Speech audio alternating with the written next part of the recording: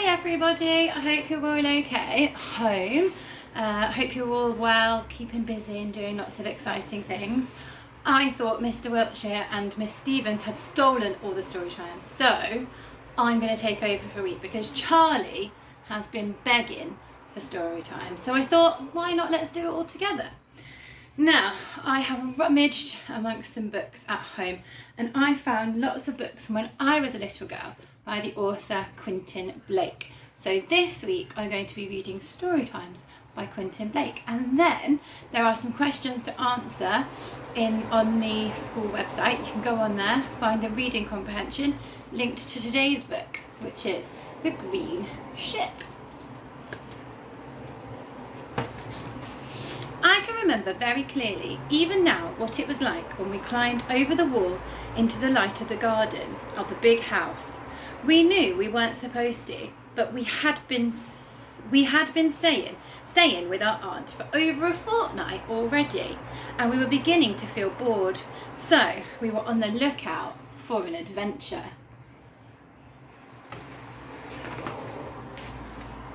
Over the wall wasn't much like a kind of a garden we were used to. It was more like a park or even a forest.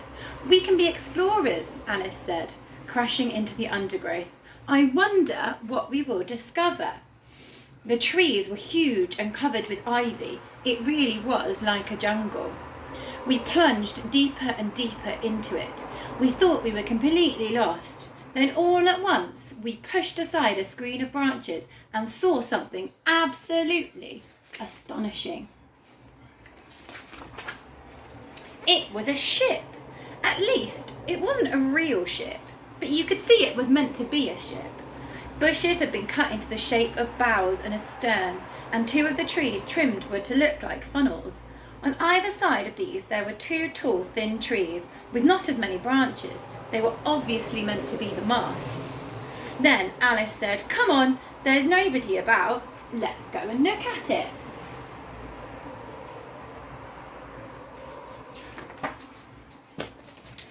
Towards the back of the ship there was also something like a tree house or a small garden shed that perched on top of it. There was an ancient tree stump and a set of wooden steps that led up to it. And then we climbed and we went inside. Inside there was a wheel with spokes that stuck out, just as if it was a proper ship. On a little shelf there was a telescope, and next to it was a photo of brown wooden frame of a man in a uniform. From the roof hung an old lantern. Through the windows you could see for miles. You could almost believe you were at sea. And then, suddenly, we were taken by surprise. A voice which said, "Well, what have we here, Bosun? Stowaways?" There was a thin lady in a dark dress looking up at us. "What do you think, Bosun? Shall we clap them into the irons?" "Only the youngsters," said Bosun, who actually looked more like a gardener. "Swabbing the decks is the thing if you ask me. And after that, perhaps we shall have tea on deck." Swabbing the decks turned out to be sweeping away the leaves, but tea really was tea, with Madeira cake and cucumber sandwiches. At the end of it, Mrs. Tregar, that was her name, said, "The bosun will see you ashore, and why not come aboard again tomorrow? I'm sure that's what the captain would have wished."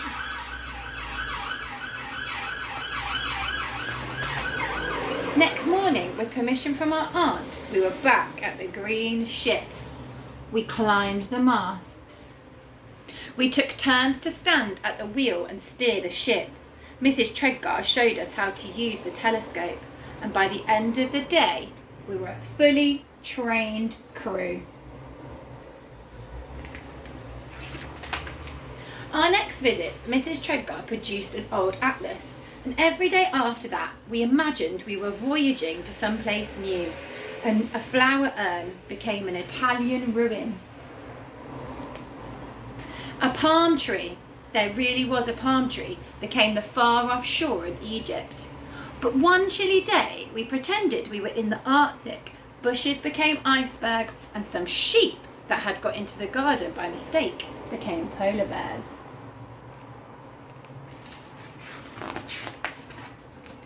The last few days of our holiday were hot and sunny. They got hotter and hotter.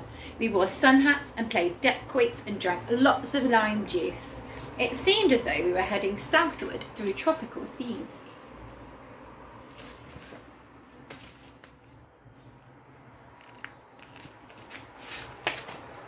Eventually, it became so hot that Mrs. Treadgar decided that we must have reached the equator and that we must have the ceremony of the crossing the line. The bosun was King Neptune, with a beard made of garden twine and a hay-fork trident. First-timers had to be shaved, which seemed to include Alice and me as well. There was buckets of soap suds and a sort of wooden butter knife from the kitchen, and we all got very wet.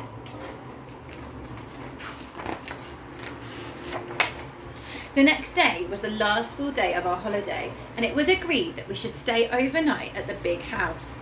The weather was hotter than ever, and everything was absolutely still. And then, after tea, the sky suddenly turned a strange colour, and large drops of rain began to fall. "There's going to be a storm," said Mrs. Treadgar. "Come on, crew, come to the wheelhouse." A huge warm wind blew through the garden. Mrs. Treadgar took the wheel. "What would the captain have done?" she said. "Steer into the eye of the storm. That's it. Steer into the eye of the storm." And what a storm it was. There were huge claps of thunder and lightning crackled across the whole sky. The swaying of the lantern and the rain rushing against the windows made it seem as though it were truly at sea, and the storm seemed to go on forever. At some point we must have fallen asleep, because when we awoke we were on the floor of the wheelhouse. It was early morning and the sun was shining on us. Mrs. Treadgar was still at the wheel. "She came through," she said. "She came through." And then she turned to look at us and said, "Well done, crew. The captain would have been proud of you." And then Mrs. Treadgar walked out across the grass with a long trail of ivy tied up the battered ship, as if she'd come into port at last. We still go back to see Mrs. Treadgar every year. The bosun says that it's getting too stiff to climb up and trim the masts and the funnels, and that Mrs. Treadgar doesn't seem to mind.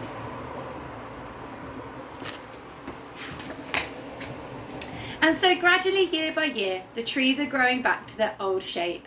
They are becoming ordinary trees, and soon there will no longer be any way at all of knowing that they were once a green ship.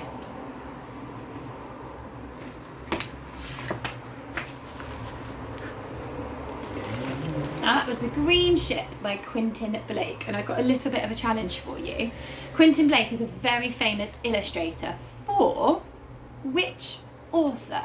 See if you can find out and let me know. Me and Charlie are going to say goodbye, and we'll see you tomorrow.